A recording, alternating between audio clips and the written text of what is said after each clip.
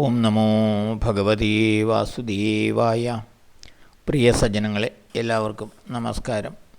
സത്സംഗവേദിയിൽ നമ്മൾ ശ്രീമദ് ഭഗവത്ഗീതയിലെ 18-ാം അധ്യായമായ മോക്ഷസന്യാസ യോഗത്തിലെ 44 ശ്ലോകങ്ങളാണ് പൂർത്തിയാക്കിയത്. ഇനി നമുക്ക് 45-ാമത്തെ ശ്ലോകം നോക്കാം. സ്വേ സ്വേ കർമ്മണ്യഭിരതാ സംസിദ്ധിം ലഭതേ നരാ സ്വകർമ്മനിരതസിദ്ധിം യഥാ വിന്ദതി തച്ഛൃണു. സ്വേ സ്വേ കർമ്മണി, അവരവരുടെ നിയതമായ കർമ്മങ്ങളിൽ, അഭിരതഃ നിഷ്ഠയോടെ മുഴുകുന്ന, നരഃ നരൻ മനുഷ്യൻ, സംസിദ്ധിം ലഭതേ ലക്ഷ്യത്തെ നേടുന്നു. സ്വകർമ്മനിരതഃ സ്വകർമ്മ നിരതനായവൻ, നിയതമായ സ്വകർമ്മത്തിൽ തൽപരനായവൻ, യഥാ എപ്രകാരം, സിദ്ധിം വിന്ദതി അയാളുടെ ലക്ഷ്യം നേടുന്നു, തത് ശൃണു എന്നുള്ളത് നീ കേൾക്കുക.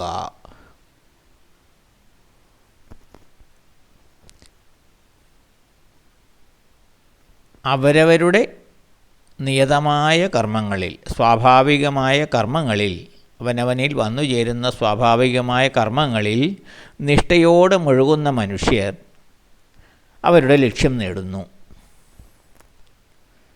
അങ്ങനെ നിയതമായ കർമ്മത്തിൽ ഏർപ്പെടുന്ന സ്വകർമ്മ തൽപരരായ മനുഷ്യൻ എപ്രകാരം അവൻ്റെ ലക്ഷ്യത്തെ നേടുന്നു എന്നുള്ളത് ഞാൻ പറയാം, നീ കേൾക്കുക.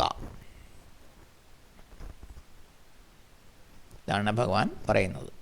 ജന്മസിദ്ധമായി പൂർവജന്മ ആർജിത വാസനകളുടെ ഫലമായി അവനവനിൽ സ്വാഭാവികമായി വന്നു ചേരുന്ന നിയുക്ത കർമ്മങ്ങൾ വേണ്ട വിധത്തിൽ അനുഷ്ഠിച്ച് മനുഷ്യൻ തൻ്റെ ലക്ഷ്യസ്ഥാനത്തേക്ക് മുന്നേറുന്നു അഥവാ മുന്നേറണം.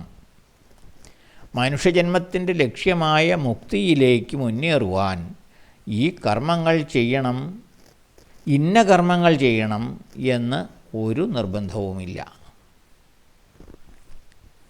അവനവനിൽ നിക്ഷിപ്തമായ കർമ്മങ്ങൾ ആത്മാർത്ഥമായി സ്വാർത്ഥരഹിതമായി ധർമ്മശാസ്ത്രങ്ങൾക്കനുസൃതമായി അനുഷ്ഠിച്ചാൽ ലക്ഷ്യത്തെ പ്രാപിക്കാം. സ്വകർമ്മത്തെ വേണ്ട വിധത്തിൽ ആചരിക്കുന്ന കർമ്മനിരതൻ എപ്രകാരം തൻ്റെ ലക്ഷ്യത്തെ പ്രാപിക്കുന്നു എന്ന് ഞാൻ നിനക്ക് പറഞ്ഞു തരാം, നീ കേട്ടുകൊള്ളുക എന്നാണ് ഭഗവാൻ ഈ ശ്ലോകത്തിൽ പറയുന്നത്. ഏത് കർമ്മത്തിനും അതിൻ്റേതായ പവിത്രതയുണ്ട്. ചില കർമ്മങ്ങൾ ബുദ്ധി ഉപയോഗിച്ച് ചെയ്യുന്നവയാകാം, ചിലത് കായബലം കൊണ്ടാകാം. ഈ പ്രവൃത്തികളെല്ലാം നടന്നെങ്കിൽ മാത്രമേ ഒരു സമൂഹത്തിന് നിലനിൽക്കുവാൻ കഴിയുകയുള്ളൂ. ഉദാഹരണത്തിന്, ഒരു എഞ്ചിനീയർ മാത്രം വിചാരിച്ചാൽ ഒരു പാലം പണി പൂർത്തിയാവുകയില്ല. ഒരു ശാസ്ത്രജ്ഞൻ മാത്രം വിചാരിച്ചാൽ ഒരു റോക്കറ്റ് ബഹിരാകാശത്തേക്ക് പോകില്ല. അതിന് പലരുടെയും സഹായം ആവശ്യമുണ്ട്. അവരുടെ എല്ലാം അവരവരിൽ നിക്ഷിപ്തമായ കർമ്മങ്ങൾ വേണ്ട വിധത്തിൽ നിർവഹിക്കുമ്പോൾ മാത്രമേ ഏതൊരു കാര്യവും ലക്ഷ്യപ്രാപ്തിയിൽ എത്തുകയുള്ളൂ.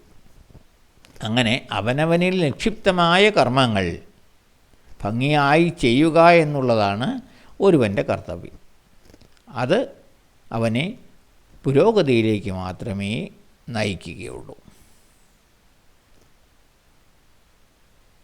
അപ്പോൾ എങ്ങനെ ഒരുവൻ അവൻ്റെ കർമ്മങ്ങളിൽ ഏർപ്പെടുന്നു എന്നുള്ളത് ഞാൻ നിനക്ക് പറഞ്ഞു തരാം, നീ കേട്ടുകൊള്ളുക എന്നാണ് ഭഗവാൻ ഈ ശ്ലോകത്തിലൂടെ പറയുന്നത്. എന്താണ് ഭഗവാൻ പറയുന്നത് എന്നുള്ളത് നമുക്ക് അടുത്ത ശ്ലോകത്തിൽ നോക്കാം. എല്ലാവർക്കും നന്ദി, നമസ്കാരം. ഓം നമോ ഭഗവതേ വാസുദേവായ.